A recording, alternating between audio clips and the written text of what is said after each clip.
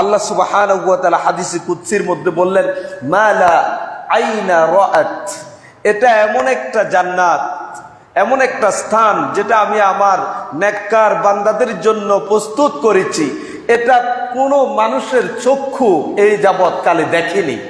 মৃত্যুর পূর্ব মুহূর্তে জান্নাতে যাওয়ার আগ মুহূর্ত পর্যন্ত কোনো মানুষের চোখ দিয়ে ওই জায়গা দেখতে পাবে না, দেখেনি।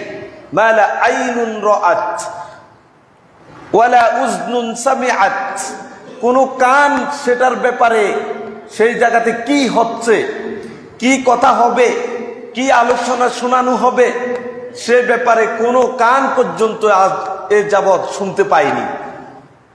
ওয়ালা খাতারা আলা কলবি বাশার, এবং কোন মানব আত্মা সেই জান্নাতের ব্যাপারে তার হৃদয় দিয়ে অনুভব করতে পারেনি, এটা পারার সুযোগ নেই। এটা কতটা আমাদের চিন্তারও বাহিরে, কত সুন্দর অনিন্দ, সেটা মানব হৃদয়ে এটা কল্পনা করে সেটাকে তার আয়ত্তের মধ্যে আনতে পারবে না। এর নাম হলো জান্নাত।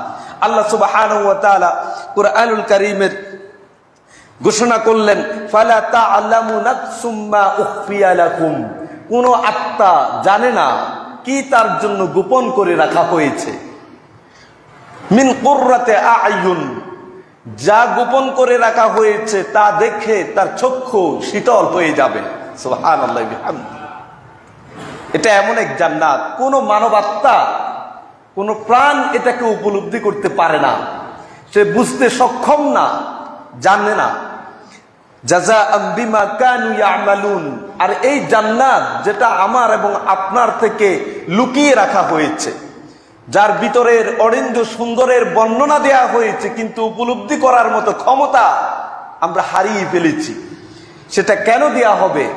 বলছে দুনিয়াতে কষ্ট করে আমরা যে আল্লাহর বিধানগুলি পালন করি, এই যে মসজিদে সবার আগে এসে প্রথম কাতারে আপনি বসে গেলেন, সালাত আদায় করলেন, সবার পরে আপনি মসজিদ দিকে যাবেন, এইরকম ভালো কাজগুলি যে আপনি করছেন, তার বিনিময়ে আল্লাহ তাআলা সে অনিন্দ সুন্দর জান্নাতকে আপনাদের জন্যই প্রস্তুত করে রেখেছেন।